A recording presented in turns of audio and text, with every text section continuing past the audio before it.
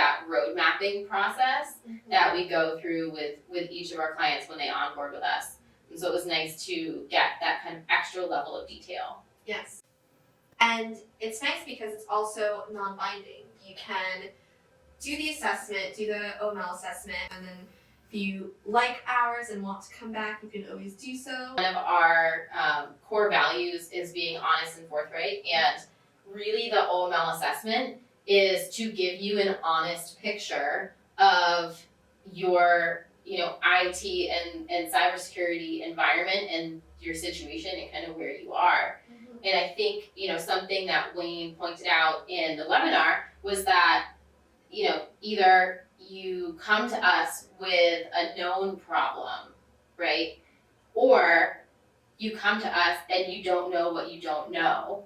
But even if you come to us with a known problem, there might be other things that were not brought to your attention or that you don't know about that can then be uncovered in the OML process. So we value it so much because without knowing exactly what you're getting into, it's impossible to recommend the right solution, right? Like a doctor wouldn't go in and perform surgery without doing an MRI scan and having a clear picture of what's going on in your body. And I loved that our January case study with one of our client partners, Pierce Bertram, really kind of went into that with our business development rep, Jake Forrester, and talked about how the OML assessment is really key to understanding what's going on and ensuring that we can deliver our other core value of exceptional service by giving you what your company needs, right? Not recommending things you don't need, and certainly making sure that you're covered and you're secure. Yes. That does kind of sound similar to the vulnerability scan.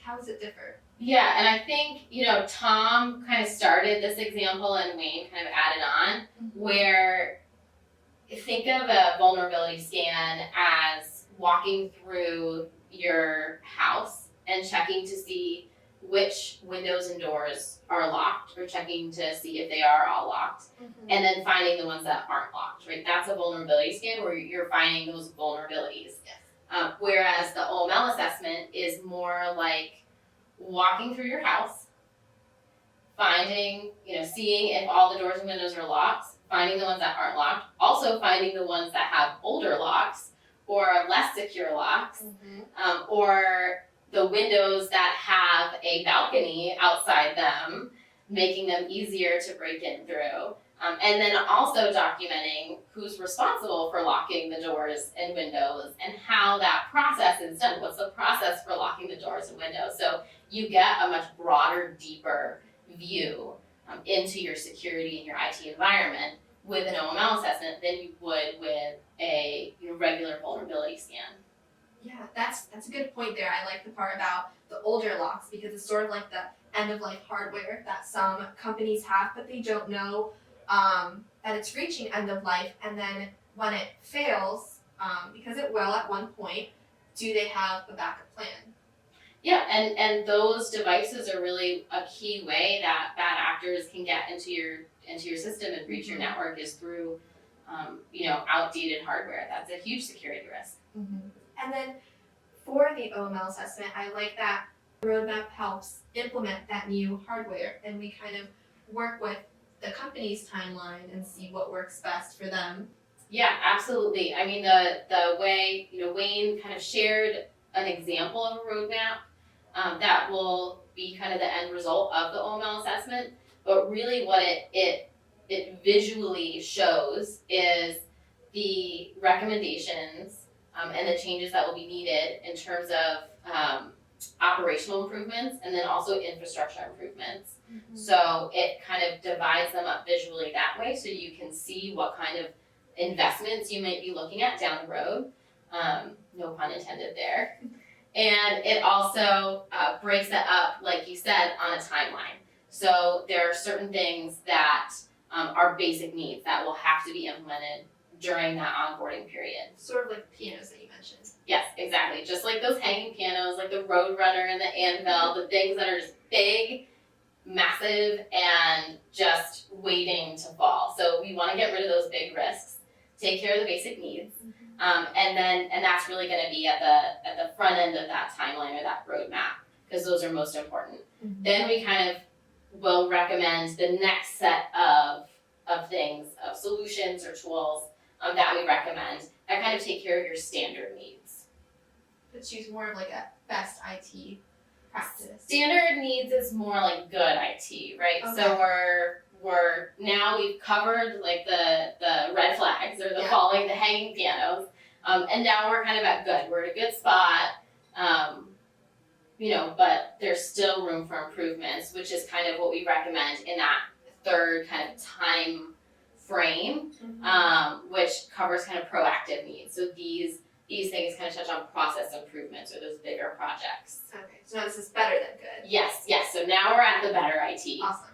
And then finally, the last things that we're going to recommend implementing are those strategic needs. So things like the last pieces that you're going to need to meet a compliance requirement and get certified for that. That's just best in class all around. Yeah, exactly. So that's best in class. And what we really look for when we first meet prospective clients, and this is something that Wayne talked about a little bit in the webinar, is really, making sure we're partnering with others who want to achieve that best in class status. So maybe it's not compliance, maybe best in class means something else for their businesses. But that is the goal, and I think, just like you mentioned with that timeline, it does take into account every unique client. So, whether your goal is to open a new office in the next year, or to move your workforce entirely remote, or,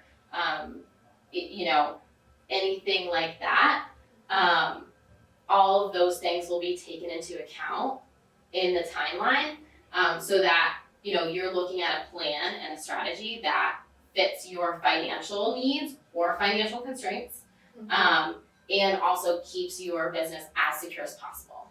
Yes. So basically at this point, it's sort of, you get a list of what to do to be best of class, and sort of like a honey-do list. You're absolutely right. It in a very base sense, it does give you that checklist that Tom referred to as a honey-do list during the webinar. I have a feeling maybe his wife gave him a honey-do list that weekend before, and maybe he was a little salty about it, so it's front of mind for him. But one of the things I think is so interesting, especially being on the marketing side, right?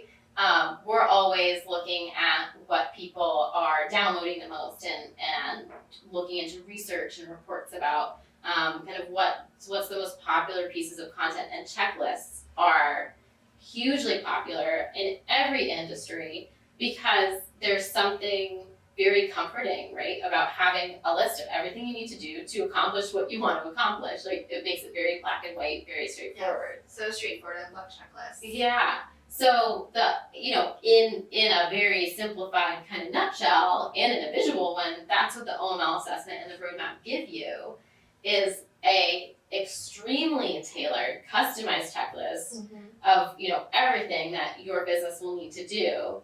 We also want our clients to understand what they're looking at. So we put a huge emphasis on making sure that they're, you mentioned their account manager, Wayne sometimes himself, Tom does this as an account manager, or other members of our team actually walk our client's full decision team. So maybe that's their executive team, their board, a mix of leaders and managers, whoever is a key part of the project. We take the time to walk them through everything because we want people to trust us and understand what we're doing. So we never want people in the situation where you don't know what you don't know, because we want them, especially with the OML assessment, to know everything. And like you said, that's why we do kind of the mini audits at least semi-annually, but most of the time quarterly now, so that they do get consistent kind of MRI looks into their IT environment. Yeah, my favorite part was like the mention of the hanging pianos. I think that sort of puts an image in your head of what's most important, needs to be tackled right away. What was your favorite part of the Yeah, I think, also a visual analogy. I really loved the kind of locked windows and doors example, just because I think it really does explain the OML process in a way that's easy for everybody to understand. So, everybody in your organization can not only understand what you have to do, but when you look at it from a change management perspective, right, it really helps you get that buy-in because they understand the importance, acknowledging the changes that need to be made so that your company can be secure and not just, keep the lights on and keep running, but also continue to thrive. Yep. That's awesome. Well, I'm so excited for our next webinar.